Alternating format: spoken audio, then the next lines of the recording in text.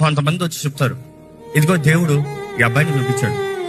మొహమే చెప్తాను, ప్రార్థన చేసిన వెంటనే this is not the will of God. God gave me many promises. You keep bragging about for 6 months, 1 year. Then you come and tell me this guy has an affair with another girl. What did I tell you day one? This is not the will of God. What did you say?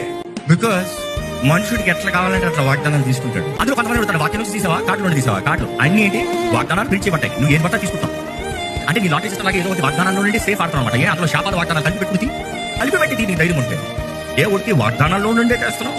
So you have to be very careful. శాపం అందులో ఉన్నప్పుడు మొట్టగా బయటలో కూడా శాపాలు ఉన్నాయి కాబట్టి. So don't try to manipulate the word as for your pleasing or people's approval కొరకు. దేవుని వాక, దేవుని చిత్తమా, దేవుని స్వరమా, హౌ డు ఐ నో అన్నదానికి ఒక్క మాటలు చెప్పాలంటే యూ హ్యావ్ టు వెయిట్. దేవుని అర్జెంట్గా రాత్రికి రేపు ఎవరిని పెళ్లి చేసుకోవాలని అడగద్దు.